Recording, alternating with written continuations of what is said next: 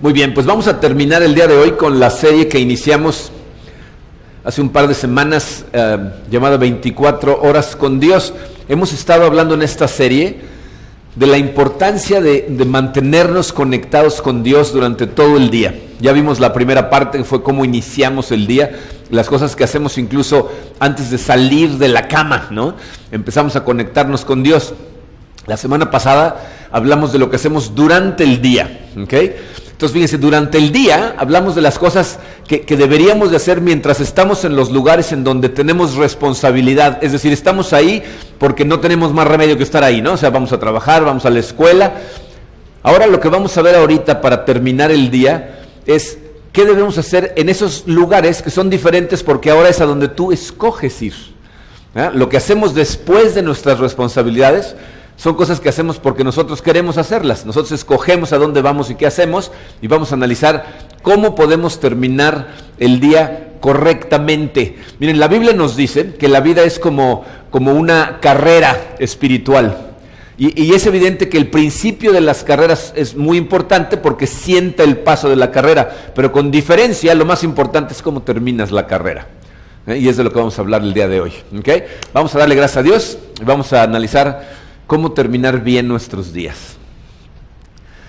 Padre, te amamos, Señor, y te damos gracias por este privilegio increíble que significa poder venir a adorarte todos los días, cantarte alabanzas, decirte cuánto te amamos, acercarnos un poquito más a tu corazón, Señor. Padre, estamos aprendiendo en esta serie cómo mantenernos conectados contigo, y te pedimos, Señor, que tu Santo Espíritu el día de hoy nos abra los ojos a las verdades que vamos a aprender de tu palabra. Queremos glorificarte, queremos vivir para ti, y para hacerlo, tu Hijo Jesucristo nos dijo que necesitamos estar conectados todo el tiempo.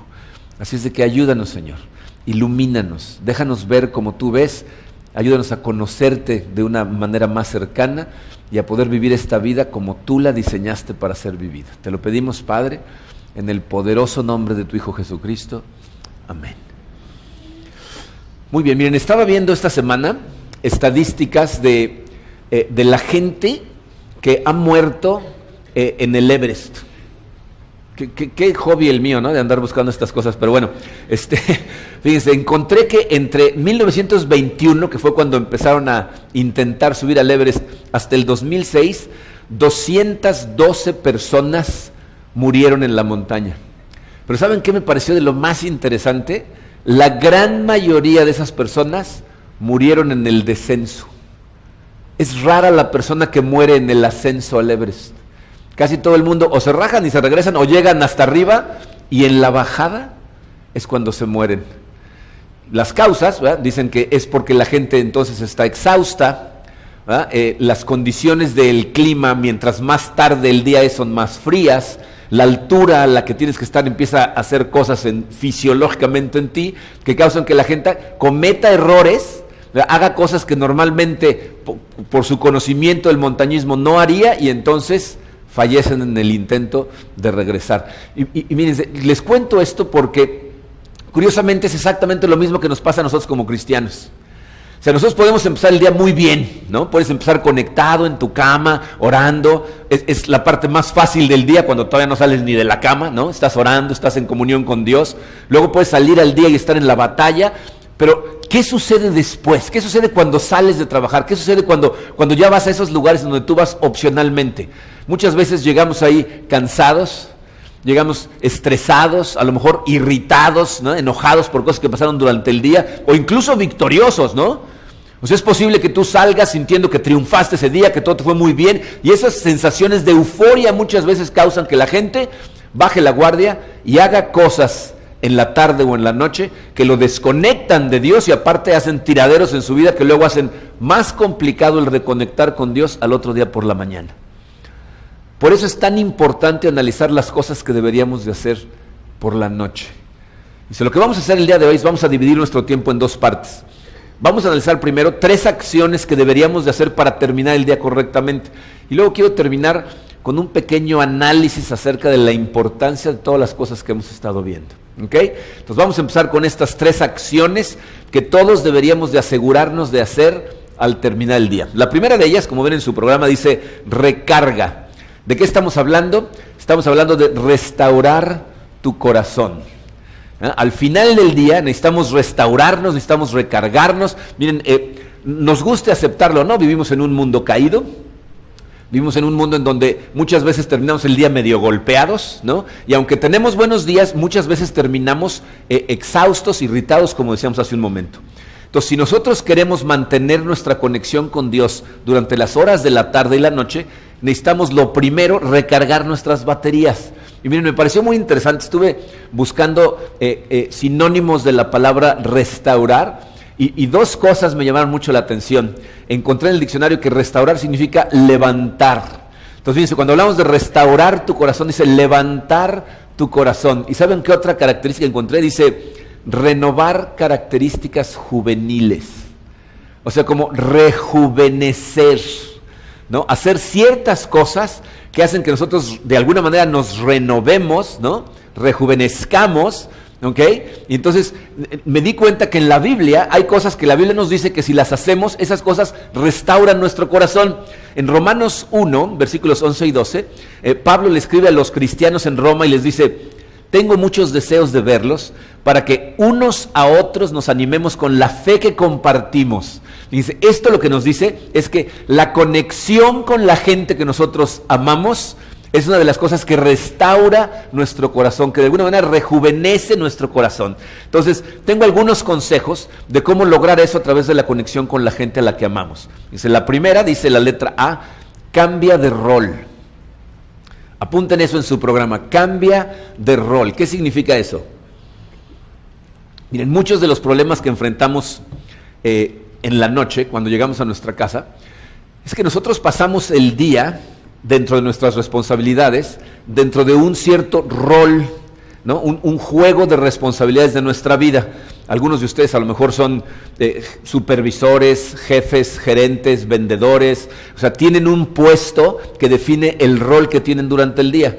Y muchas veces llegamos a nuestra casa y se nos olvida que cuando vamos a entrar a la casa, ese rol se queda afuera, se queda en el área de trabajo, y cuando yo entro ya tengo otro rol.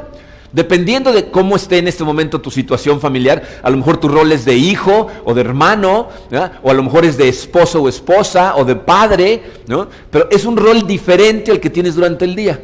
Pero si se te olvida cambiar el sombrero de un rol al otro, puedes entrar y seguir tratando a la gente de tu casa como si estuvieras tratando con la gente de tu trabajo.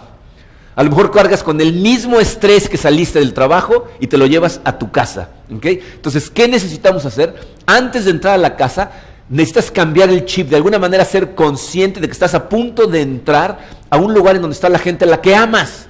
Que esta ya no es gente de trabajo, no es gente de responsabilidad, sino es gente con la que tú quieres estar y que tu responsabilidad es cuidarlos. La Biblia nos dice que nosotros tenemos que cuidar el corazón de la gente a la que amamos. Fíjense lo que dice Pablo escribiéndole a Timoteo, 1 Timoteo 5:8, dice, aquellos que se niegan a cuidar de sus familiares, especialmente los de su propia casa, han negado la fe verdadera y son peores que los incrédulos. Dice, estás dejando tu fe de lado, estás tirando la mochila, ¿se acuerdan de la mochila de la semana pasada? Dice, bueno, estás dejando tu fe de lado cuando no te preocupas principalmente por la gente de tu casa, ¿ok? Bien, ¿saben cuál es nuestro problema?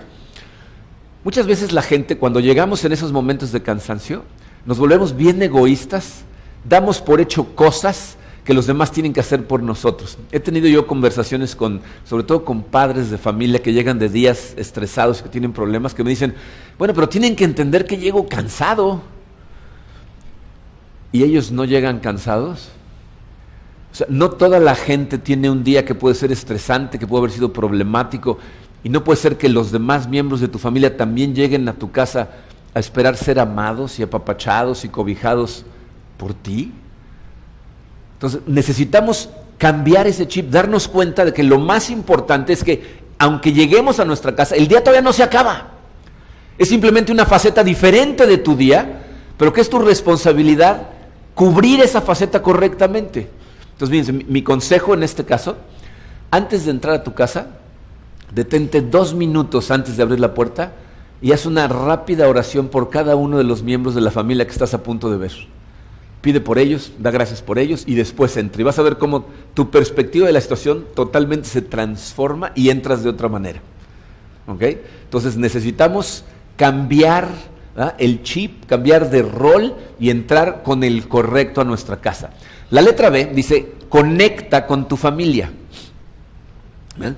En la parte final de tu día, cuando llegas a tu casa, o cuando llegas al lugar al que vayas después de salir de trabajar, necesitas conectar con tu familia. Miren, las cosas que vimos la semana pasada para el día, también aplican para en la noche. O sea, tenemos que vivir y compartir nuestra fe con todas las personas en todas las áreas de nuestra vida, incluyendo a la gente que vemos después de nuestro trabajo.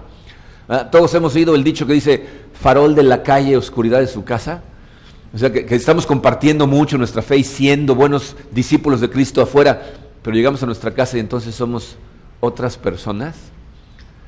Necesitamos llegar y conectar con nuestra familia. Todos nosotros tenemos dos tipos de familia.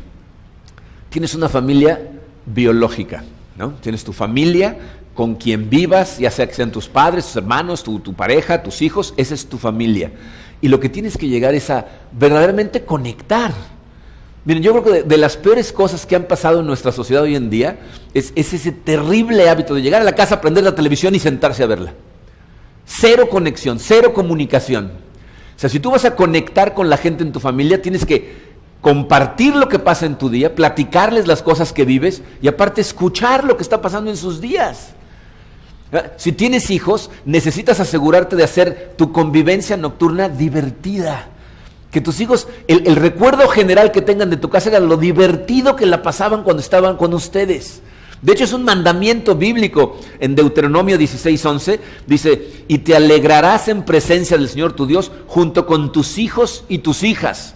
O sea, se trata de divertirnos, de reírnos, de aligerar la cosa, de que se sientan amados y protegidos por ti. Esa es tu familia biológica. Pero aparte, muchos de nosotros tenemos nuestra familia en Cristo. De hecho, la deberíamos de tener todos. Es de lo que hemos hablado muchas veces. Necesitas tener un grupo a donde llegues a conectar, ¿no? Karina dice que son las 3 Cs. Un lugar donde conectas, te confortan y te confrontan, ¿no? Necesitamos tener un lugar en donde la gente te ame, te haga sentir confortado, ¿verdad? Conecte profundamente contigo y aparte tenga la autoridad de confrontarte, ¿ok? En Hebreos 10, 24 y 25 dice, preocupémonos los unos por los otros a fin de estimularnos al amor y a las buenas obras.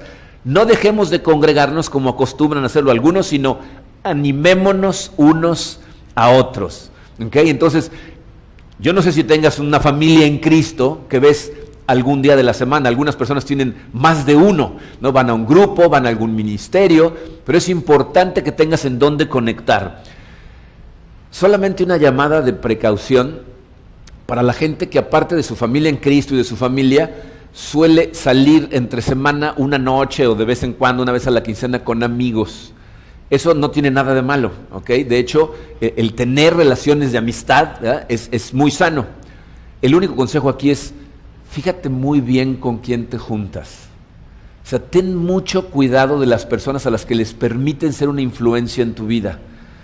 Muchas veces la gente me dice cosas como, no, bueno, sí, es que este amigo está medio loco, pero es mi proyecto, ¿no? O sea, lo estoy transformando. Tienes que ser honesto contigo mismo. Una cosa es invitar a un amigo que sabes que está en problemas, que está caminando por el camino equivocado, a tomarse un café y platicar con él, y otra tratar de convertirlo en un tugurio. Es bastante complicado. Y normalmente lo que sucede es que termina corrompiéndote él a ti. Es exactamente lo que dice la Biblia. 1 Corintios 15:33 dice, no se dejen engañar, las malas compañías corrompen las buenas costumbres.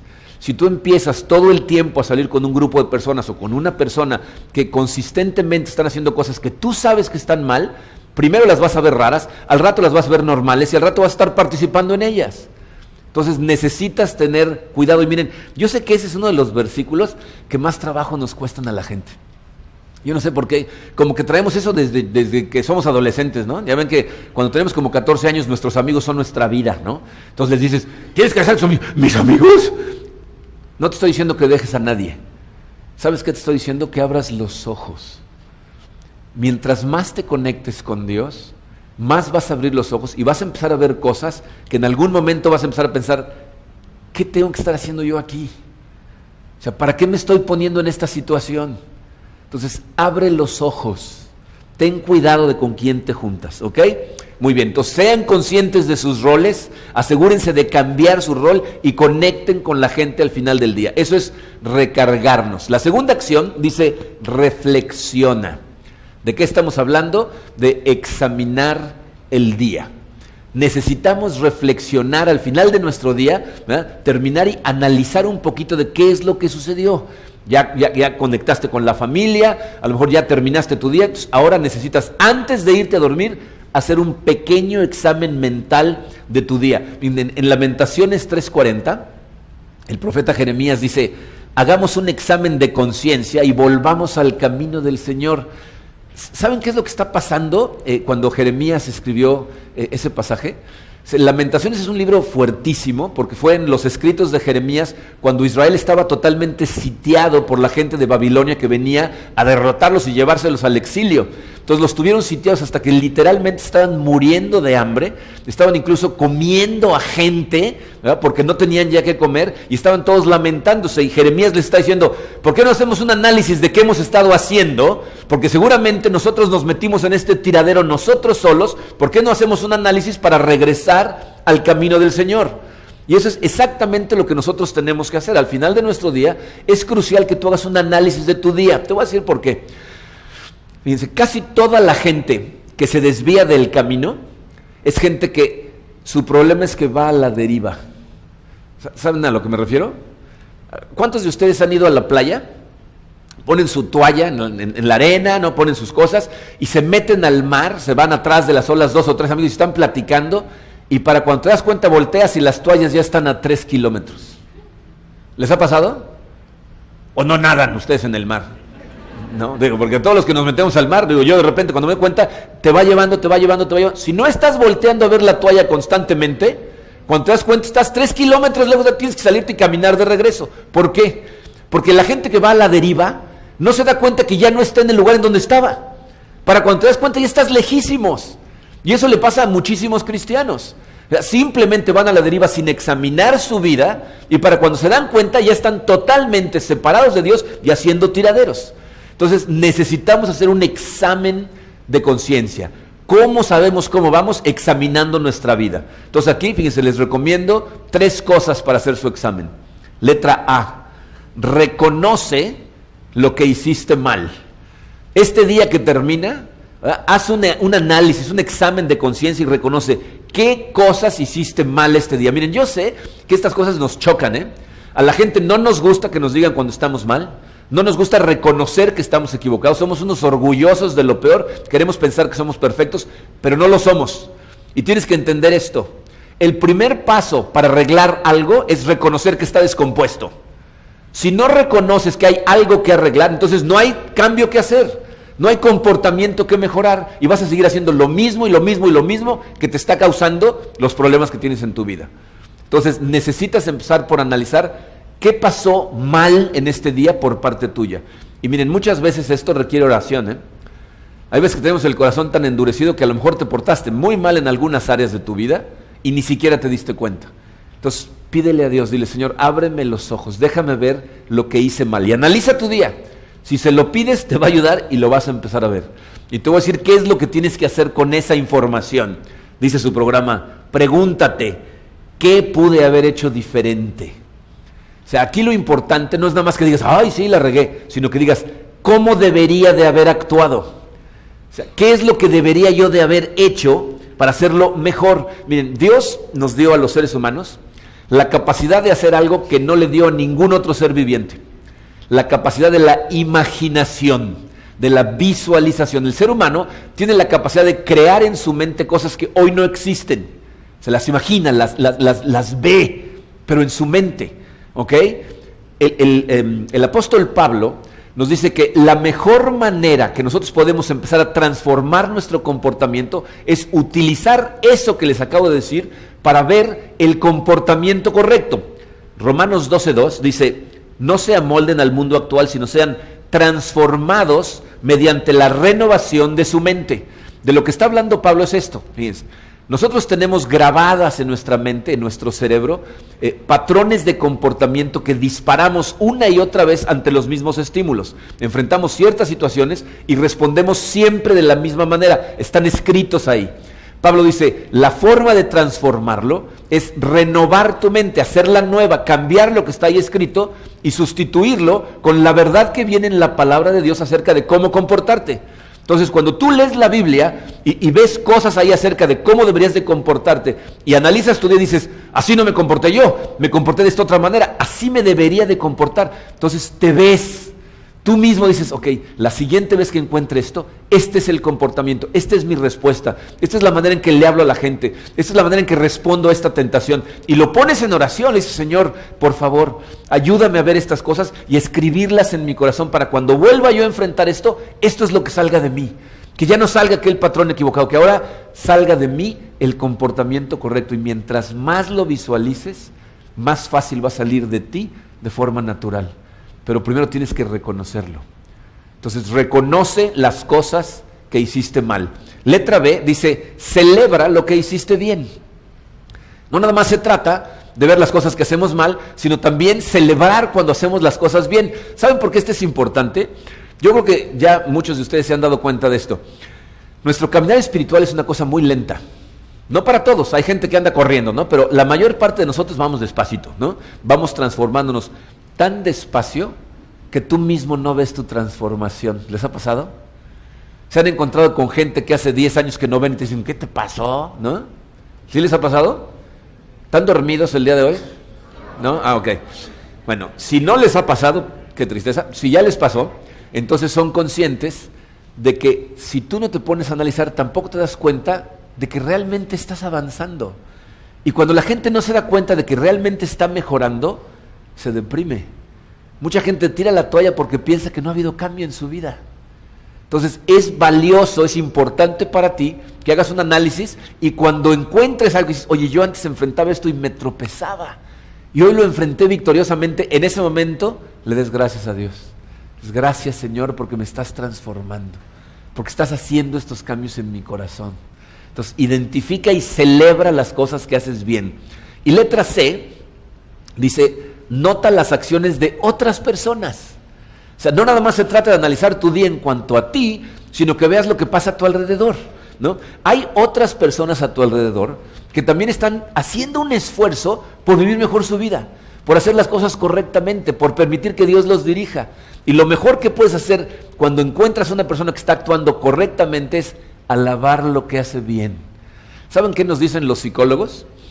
La gente tiende a repetir el comportamiento que le reconoces. O sea, si tú, por ejemplo, uno de tus hijos nunca hace su cama y un día la hace y le dices, mijito, hiciste la cama, qué maravilla, le hiciste muy bien, te felicito, a lo mejor el niño al otro día va a querer volver a hacer la cama para que lo vuelvas a felicitar. Nuestro problema es que para la quinta vez ya no decimos nada, ¿no? Y entonces ya el niño dice, bueno, ya se acabó el reconocimiento. Si tú se lo sigues reconociendo, las cosas que hace bien, se siente bien de ser reconocido. Entonces, cuando una persona está haciendo un esfuerzo por cambiar, ¿saben qué es el problema? Que muchas veces hacemos lo contrario. Especialmente cuando se trata de parejas y tu pareja no se ha estado comportando correctamente y un día empieza a tratar de hacerlo bien. La primera vez que lo hace, tú le dices, ay, sí, ahora sí, ¿no? En lugar de decirle, oye, gracias, que estoy viendo que está haciendo un esfuerzo, ¿no? Medio nos burlamos de ellos, ¿no? Pero la gente tiende a repetir el comportamiento que reconoces. Si ustedes leen las cartas de Pablo, se van a dar cuenta que cuando Pablo le escribe a las iglesias, si tiene algo que se ha enterado que es digno de ser felicitable, los felicita, siempre. Les puse aquí un ejemplo en Colosenses 1, versículos 3 y 4, fíjense cómo empieza ahí. Dice, siempre que oramos por ustedes, damos gracias a Dios, el Padre de nuestro Señor Jesucristo, pues hemos recibido noticias de su fe en Cristo Jesús y del amor que tienen por todos los santos. Lean el primer capítulo de las cartas de Pablo, y hay varias iglesias a las que les escribe, ¿verdad? Y primero que nada dice, oigan, ya me enteré de esto, bien hecho, muchas felicidades. O sea, quieres reconocerlo para que lo sigan repitiendo. Obviamente, cuando analizas el comportamiento de la gente, vas a encontrar algunas personas que realmente lo que hicieron hacia ti no fue bueno, sino al revés, negativo. ¿Por qué es importante identificar esas cosas? Porque en ese momento tienes que perdonarlo. Si tú sigues dejando nada más que la gente que te hace cosas se vaya acumulando en tu corazón, vas a empezar a acumular amargura en el corazón. Entonces, cuando identificas a una persona que se comportó de forma equivocada contigo, en ese momento lo que haces es lo perdonas, oras por él perdonándolo. Dice Marcos 11:25, y cuando estén orando, si tienen algo en contra de alguien, perdónenlo, para que también su Padre que está en el cielo les perdone a ustedes sus pecados. Perdonen a la gente a su alrededor. Obviamente la mejor manera de hacer las dos cosas, de reforzar a una persona o de perdonar a una persona, es orando. En la Biblia nos enseña Pablo que tenemos que orar por todas las personas, no nada más las que se portan bien, sino por todas. En su carta a Timoteo, 1 Timoteo 2:1 dice, así que recomiendo ante todo que se hagan plegarias, oraciones, súplicas y acciones de gracias por todos. Tenemos que estar orando por toda la gente, especialmente esa que no cambia. Y ya sé que algunos de ustedes llevan orando 17 años. Sigan, ¿ok? Porque esa es la fuerza más poderosa que tenemos para afectar el corazón de una persona, la oración y nuestra propia transformación, ¿ok? Muy bien. La tercera acción dice reposa. Significa darle descanso a nuestro cuerpo. Al final del día, después de conectar, después de divertirnos con nuestra familia, después de hacer nuestro análisis, ahora lo que necesitas es dormir. Necesitas darle descanso a tu cuerpo. Fíjense lo que dice el Salmo 127, versículo 2. Dice, en vano madrugan ustedes y se acuestan muy tarde para comer un pan de fatigas, porque Dios concede el sueño a sus amados. Dice, te quieres levantar muy temprano y te vas a acostar muy tarde. El que te deja descansar y te pone paz en el corazón es Dios. Pero miren, nos sucede una cosa bien rara. Yo pensé que nada más le sucedía a los niños chiquitos, pero ya me di cuenta que nos pasa a todos. ¿Cuántos de ustedes les ha pasado que se despiertan y se despiertan cansados? Y lo primero que piensan es, hoy en la noche sí me voy a ir a dormir bien temprano. Y luego llega la noche, un programa más, un ratito más, oye, ¿no? O sea, como niño chiquito, ¿no? Yo me acuerdo cuando los niños estaban chiquitos, ahora quiero leche, una galleta, tengo sed, cuéntame un cuento. ¿Qué crees que me pasó hoy? No, o sea, quieren buscar la manera de no irse a dormir, ¿no? Pero ¿no somos también nosotros? Aunque amanecemos agotados, no queremos dormirnos más tarde, no sé por qué, como que pensamos que algo nos vamos a perder en el mundo. Pero esto es crucial, ¿eh? Si tú de verdad quieres vivir bien para Dios, necesitas amanecer descansado. Tú te vas a dormir súper tarde y al otro día despiertas con una fatiga mental que te da pocas ganas de conectar. No sientes ganas de leer tu Biblia, quieres decir oraciones, bendice a todos, amén, ¿no? Y salirte de tu casa. ¿Cuál conexión? Si quieres descansar verdaderamente, fíjate, dos cosas puedes hacer. Para empezar, antes de irte a dormir, ya estando en tu cama con los ojos cerrados, dale gracias a Dios por todo. Agradécele a Dios por todas sus bendiciones en tu vida. Efesios 5:20 dice, den siempre gracias a Dios el Padre por todas las cosas en el nombre de nuestro Señor Jesucristo. Todo lo que sucede es parte del plan de Dios para ti. Antes de irte a dormir, agradécele a Dios. ¿Y sabes qué es también muy importante? Que después le pases todas tus cargas. Muchas veces nos vamos a dormir estresados, pensando en los pendientes del otro día. Yo me acuerdo cuando trabajaba secularmente y tenía demasiados pendientes y estaba frustrado. De repente en la noche tenía yo sueños en donde los pendientes me atacaban y pasaba ya la noche luchando contra los pendientes. ¿No les pasa?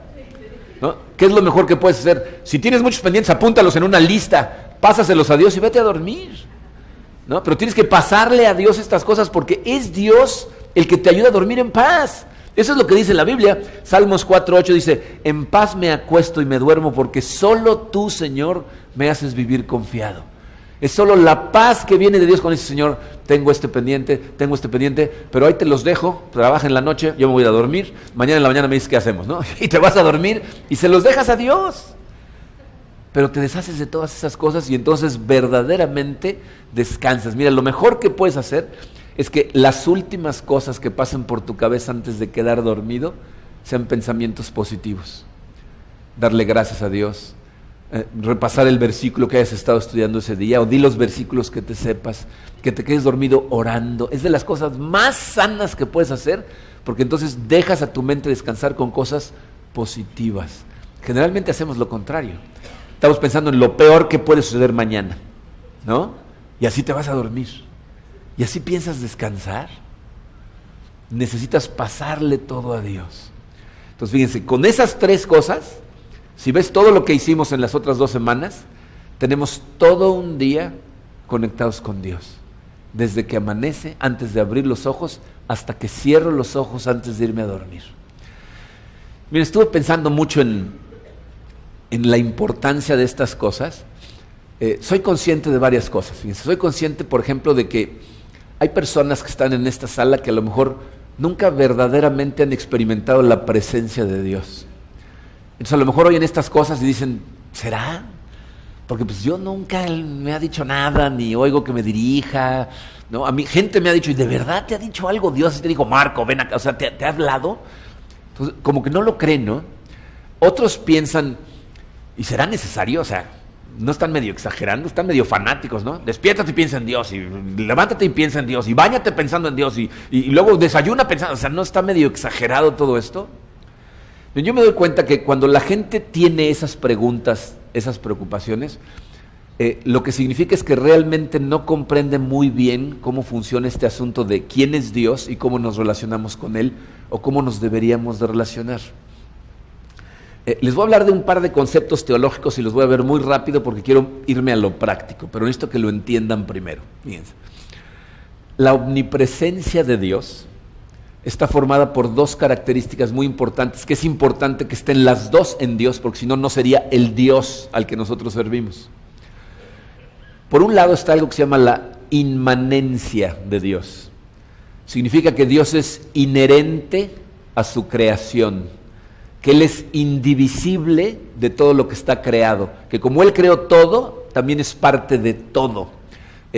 Como ejemplo, les puedo platicar, fíjense, cuando alguno de nuestros hijos viene de vacaciones a visitarnos, su mamá le prepara siempre los platillos que más le gustan, ¿no? Es decir, si vienen 3, 4 noches, cada noche les prepara uno de los platillos que sabe que más le gustan. Bueno, en esos platillos va inmanente el amor de Karina.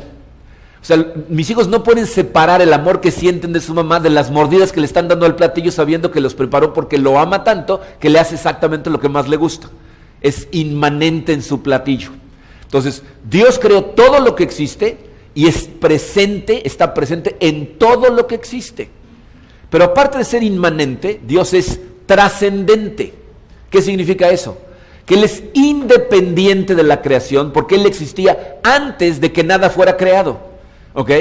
Y les explico estas 2 cosas porque la gente de la nueva era, los panteístas se llaman, son gente que piensa que todo lo que existe es parte de Dios, pero que Dios es la suma de todo lo creado. Y entonces por eso ellos dicen cosas como, órale al universo, como si el universo fuera Dios, porque Dios creó todo lo que existe y la suma de todo lo que existe es Dios. Órale al universo, o la naturaleza, ¿no? Pídele a la naturaleza, o sea, pensando que la creación es Dios. Pero Dios es trascendente a la creación, es independiente de la creación, está por encima de la creación. Él existía mucho antes de todo lo que está creado. ¿Ok? Entonces es omnipresente porque es inmanente y trascendente. ¿Qué significa eso prácticamente para ti? Te voy a decir lo que significa. Dicho de la manera más simple, significa Dios está aquí. ¿Ok? Aquí. Todas las personas de este mundo pueden decir con toda seguridad, Dios está aquí. Y todos están diciendo lo correcto. Si vieron la película Interestelar, tú puedes mandar a personas a 10 planetas diferentes por todo el universo. Cada uno en su planeta puede decir, Dios está aquí y los 10 están bien. Entonces, ¿te das cuenta de lo que eso significa? Significa que no hay un solo punto en el universo que esté más cerca de Dios. Ni hay un solo punto en el universo que esté más lejos de Dios. Todas las personas estamos exactamente a la misma distancia de Dios. Dios está aquí. Por eso Adán trató de hacer lo imposible cuando Dios baja al jardín del Edén y Adán dice, vamos a escondernos. ¿Cómo te escondes de Dios? No puedes. ¿Saben quién lo dijo hermoso? David en el Salmo 139. Cuando vayan a su casa, lean todo el Salmo 139. Es uno de mis salmos favoritos. Pero fíjense los versículos que les puse aquí. ¿A dónde podría alejarme de tu espíritu? ¿A dónde podría huir de tu presencia? Si subiera al cielo, ahí estás tú. Si tendiera mi lecho en el fondo del abismo, ¿saben de lo que está hablando ahí? Del infierno, Dice, si tendiera mi lecho en el fondo del abismo, también estás ahí. Si me elevara sobre las alas del alba, o me estableciera en los extremos del mar, aún ahí tu mano me guiaría, me sostendría tu mano derecha. Dios está en todos los lugares que existen en la creación. Ahora, si esto es verdad, ¿por qué no es la experiencia de todos nosotros? ¿Por qué no es la principal celebración de todos los creyentes la presencia de Dios en sus vidas? ¿Saben por qué? La respuesta a esa pregunta nos la dio Jacob. Si se acuerdan de Jacob, Jacob era nieto de Abraham, ¿no? Abraham tuvo a Isaac, Isaac tuvo a 2 hijos, Jacob y Esaú. Jacob le robó a Esaú la bendición de primogénito, engañó a su papá y le robó la bendición al hermano. Y cuando el hermano se entera, dice, te voy a matar. Esaú era cazador, ¿verdad? Jacob era medio mandilón, ¿no? Estaba todo el tiempo en su casa. Entonces cuando Esaú dijo, te voy a matar, Jacob salió corriendo. Huyó a un lugar que su mamá lo mandó, que se llamaba Harán. Y de camino a Harán, se detiene en un lugar llamado Betel y se duerme. Y mientras está dormido, tiene un sueño en donde ve una escalera por donde suben y bajan los ángeles, y Dios baja, se para junto de él y le repite la misma promesa que le hizo a Abraham, su abuelo, ¿ah? La bendición a través de él para todas las generaciones. Cuando se despierta Jacob, fíjense en sus palabras, Génesis 28:16, ciertamente el Señor está en este lugar y yo no lo sabía. Fíjense qué curiosa declaración. Jacob no ha estado un instante de su vida en un lugar en donde Dios no estuviera. Pero dice, Dios está en este lugar y yo no lo sabía. El problema que tiene Jacob lo tenemos todos. Dios está en este lugar y tú no lo sabías. No te has dado cuenta. No eres consciente de estas cosas. Y esto es crucial. Porque fíjense, la presencia de Dios y la manifestación de la presencia de Dios son 2 cosas diferentes. La presencia de Dios es una cosa, que se manifieste su presencia es otra. Puedes tener una sin tener la otra. Y esto es tan importante que les puse 2 pensamientos que, si estos los pueden llevar consigo para siempre, se van a dar cuenta de la diferencia que va a hacer en su vida. Fíjense, dice el primero, Dios está presente aunque no seas consciente de ello. Te des cuenta o no en este momento y durante el resto del día y durante el resto de tus días en tu vida, Dios está presente, ¿ok? Ahí está, en donde tú estás, ahí está Dios. Pero, dice abajo, Dios se manifiesta solo cuando somos conscientes de su presencia. O sea, nada más mientras eres consciente de que Dios está presente, Dios tiene la capacidad de manifestarse a ti.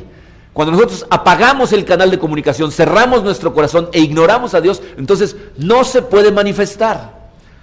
Esa manifestación de la presencia de Dios en la vida de una persona es la diferencia entre un cristiano nominal y un cristiano lleno de luz. ¿Saben de lo que estoy hablando? Es la diferencia entre un cristiano de nombre, una persona que se dice cristiano, que trae su pescadito, que trae su crucifijo, su camiseta y les dice a todos que es cristiano, y una persona que realmente está lleno de la luz de Dios, que impacta a su alrededor, que transforma vidas con la manera en que vive la vida porque está lleno del Espíritu Santo de Dios. La manifestación de la presencia de Dios en tu vida es lo que hace la diferencia en tu vida. ¿Ok? Entonces necesitas creer que Dios, para empezar, quiere manifestarse a ti. Está tratando de comunicarse contigo todo el tiempo.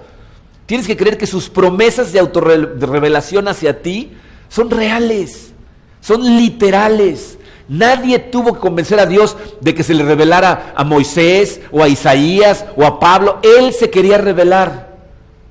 Él es el que quiere revelarse a nosotros.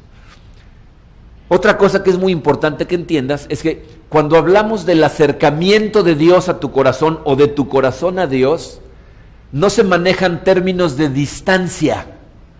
¿Ok? Hay gente que me dice, es que siento como si Dios estuviera a 1,000,000 de kilómetros de aquí. No hay distancia entre Dios y tú, es una diferencia de experiencia. Dios está aquí, o experimentas su presencia, o no la experimentas, pero no está lejos, está en el mismo lugar para todos nosotros. Entonces la pregunta que deberíamos de hacernos todos es, ¿por qué hay personas que tienen una experiencia profunda en su relación con Dios y gente que nunca lo experimenta? ¿Por qué? La Biblia dice que Dios no tiene favoritos, ¿eh?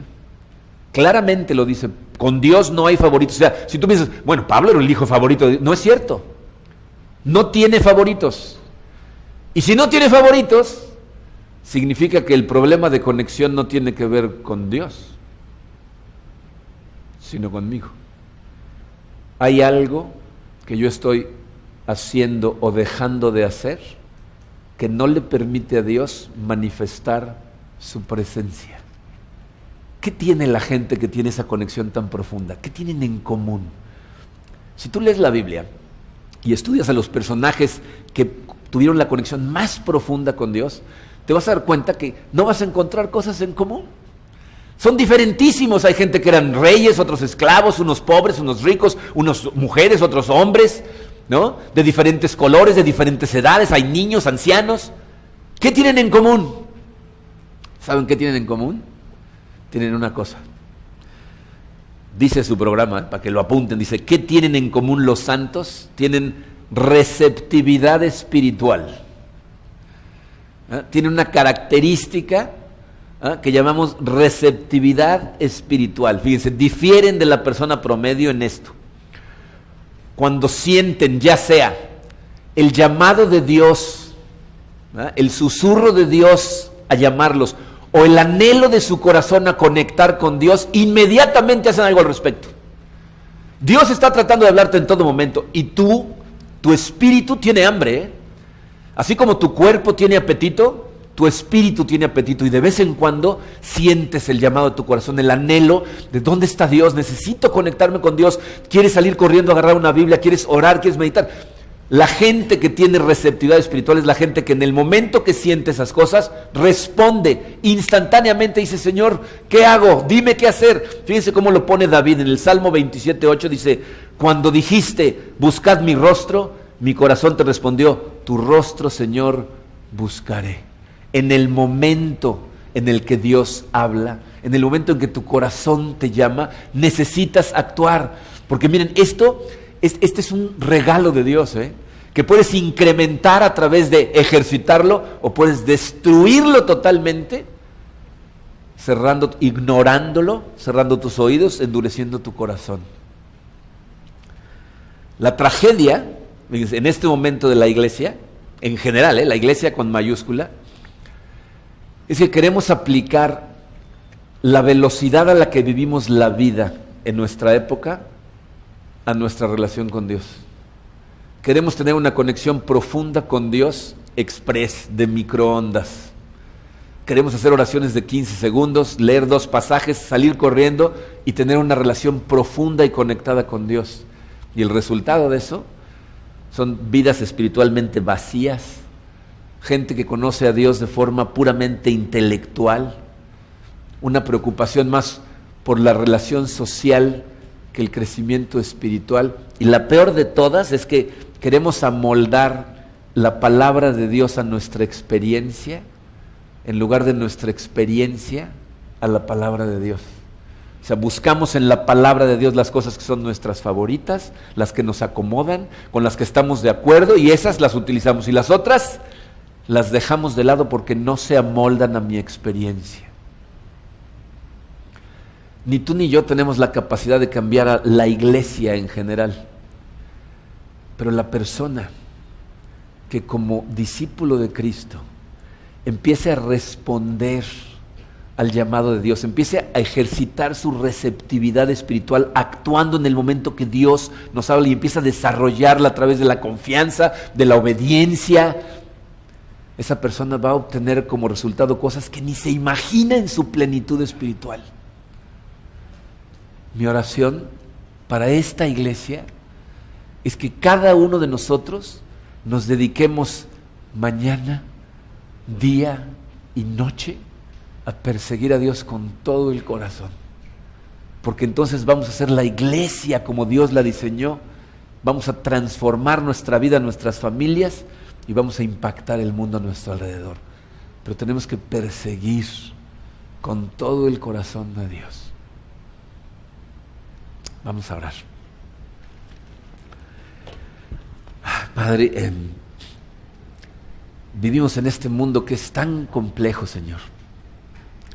cada vez rodeados de más comodidad, de más tecnología, de cosas que nos distraen tremendamente, Padre, del ritmo lento al que deberíamos de vivir esta vida espiritual que tú nos explicas en tu palabra. Danos sabiduría, Señor. Danos esa fortaleza que necesitamos para meter el freno de repente y decir, a ver, esta parte no va a ser a esa velocidad. Mi relación contigo va a ser real, va a ser honesta, va a ser profunda. Y que de todo corazón nos estemos acercando a ti, Señor, para buscar tu rostro, para sentir tu presencia, para oír tu voz. Tenemos tanta hambre de ti, Señor. Y hay veces que ni siquiera nos damos cuenta que eso es lo que tenemos, lo confundimos con otras cosas. Padre, no permitas que nos vayamos a la deriva.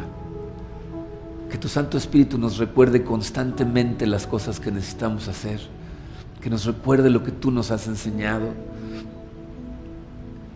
Ayúdanos a ver a la gente a nuestro alrededor con el amor que tú los ves, Padre, para que invirtamos nuestro tiempo en gente y no en cosas. Te damos gracias, Padre, por esta hermosa familia que tú has creado en Cristo. Ayúdanos a conectarnos profundamente entre nosotros de manera que nos ayudemos mutuamente. Podamos vivir cada día de nuestra vida buscándote a ti, disfrutando plenamente, Señor, de tu gracia y de tus bendiciones. Gracias, Padre. Te damos gracias por tu amor y por tu palabra. En el nombre hermoso de tu Hijo Jesucristo. Amén.